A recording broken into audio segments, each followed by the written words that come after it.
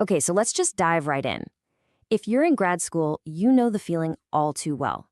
That sense of being buried under a total avalanche of papers, experiments, and deadlines. But what if you could stop just reacting to all that chaos and actually start designing your way out of it? That's what we're going to talk about. We're going to look at how you can become the architect of your very own productivity system, building a workflow that isn't just about getting more done, but about doing it in a way that you can actually sustain. Does this sound painfully familiar? I mean, this quote just perfectly captures that relentless hurry up mode that so many of us fall into. It's this cycle of just pure reaction, always driven by whatever deadline is screaming the loudest. And it is absolutely exhausting. It feels like you're constantly busy, right? But are you actually being productive? Well, that feeling of just spinning your wheels, it's not just in your head. It has a very real cost. And according to research from the American Psychological Association, that cost is a staggering 40%. That's right, 40% of your productive potential could be getting lost every single day. So where on earth is all that time and energy going? Well, that 40% drain comes from this hidden tax that your brain has to pay every single time you multitask. Think about it. Whether you're jumping from writing your dissertation to answering a quick email from your PI to prepping for a class you're teaching, each one of those little switches just chips away at your efficiency. It's a concept called switching cost. Here's the crucial thing to get. Your brain is not like a computer that can just instantly pivot between programs. No, every time you switch tasks, it has to shut down the mental rules for the old one and then boot up a whole new set of rules for the new one. This constant reset is exactly what prevents you from getting into that deep, focused state of flow, and, it's a prime breeding ground for simple, frustrating mistakes. So how do we fight back against this massive productivity drain? Well, before we even start talking about apps or fancy software, we need to build the right mental foundation. See, a powerful system isn't really about the tools. It's about the architectural principles you build it on in the first place. And this slide lays out the 3 pillars of that foundation. First, you have to decompose. A task like run experiment it's paralyzing. But what about label 20 test tubes? That's a 2-minute action you can actually do. This whole idea is called eating the elephant, one bite at a time. Second, you prioritize those tiny pieces. Use something like an Eisenhower matrix to figure out what's not just urgent, but also important. And finally, you visualize it. You put those tasks on a calendar so you can actually see your plan and give yourself permission to relax when it's time to rest. And we can add another critical layer to this, working with your body's natural energy cycles, not fighting against them. Are you sharpest in the morning? Great.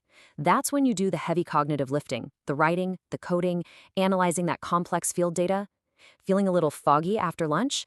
That is the perfect time for low focus work, like formatting your citations or cleaning up your files. Okay, so with our foundation in place, we can now look at the 2 main blueprints for structuring your time, task batching and time chunking. Now, they both aim to defeat that switching cost we talked about, but they tackle 2 very different kinds of problems. The key is figuring out which problem is your biggest bottleneck. So let's just ask that question directly. Take a second and think about your typical week. What is your single biggest struggle when it comes to actually getting things done? Your answer is going to point you to the right architectural plan. So, do you identify more with column 1? You've got 1,000 tiny things just pulling you in different directions. You're always busy, but at the end of the day, you feel like you made 0 real progress on the big stuff. Or are you in column 2? You ignore those huge projects until the deadline is screaming in your face, and you just live in that constant, stressful hurry-up mode. If you felt seen by column 1, then task batching is your blueprint. The goal here is so simple. Just stop switching. You group all of your similar, repetitive tasks together and you knock them out in one dedicated block. Answering emails? Do it for 30 minutes straight, then close your inbox and be done with it. Grading papers? Block out 2 hours and do nothing else. This lets your brain stay in one state of mind, and that's how you start reclaiming that 40% productivity loss. Now, if you're the deadline-driven procrastinator from column 2, your blueprint is time chunking. Instead of grouping by task, you group by project or topic. You dedicate entire days or huge blocks of time to one single thing. Mondays are chapter 1 day. Tuesday mornings are lab experiment prep. This completely flips the power dynamic. You are no longer reacting to due dates. The due dates now have to conform to your plan. All right, so we've got the mental models and the time management blueprints. Now it's time to build out our digital toolkit. These are the specific apps and programs that are going to bring your whole architectural plan to life. Think of this as your professional stack. You need a project manager like Trello or Todoist to handle all those tiny, decomposed tasks. You absolutely need a reference manager like Zotero to tame your sources. You need a dedicated space for writing, something like Notion or Scrivener. And for your data, you need reproducible tools like RStudio or Python, not spreadsheets that just invite errors. But listen, even the best tools on the planet are totally useless if the underlying structure is a complete mess. And this brings us to what might be the most critical foundational part of the entire system: how you organize your digital files and notes. This is the bedrock. And the guiding principle of organization is Long's Law. It's so simple, yet it's so profound. The little bit of resistance you feel to documenting something right now is absolutely nothing compared to the pain of trying to remember what on earth you did 6 months from now. Trust me, future you will thank you. And this slide shows a perfect way to put Long's Law into practice. This is a super simple template you just put at the top of every document or code file. When you finish for the day, you take 30 seconds to write down the very next action you need to take. So when you come back to it, you don't waste any mental energy trying to get your train of thought back. You just begin. Look, a systematic workflow needs a systematic naming protocol. This formula creates a transparent, human-readable audit trail. It has a descriptive title, the date in a sortable format, the creator's initials, and a version number. Anyone on your lab team, including your future self, can understand a file's entire history just at a glance.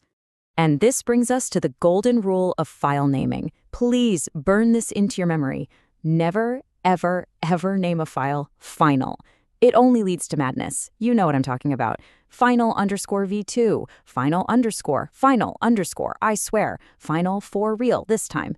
Just use version numbers, v1, v2, v3. It's clean, it's clear, and it will save your sanity. Okay, we've designed the system, we've organized the foundation, but there's one last component, and honestly, it might be the most important one of all: making sure the whole structure is sustainable, because a perfect system is completely useless if it just leads to burnout.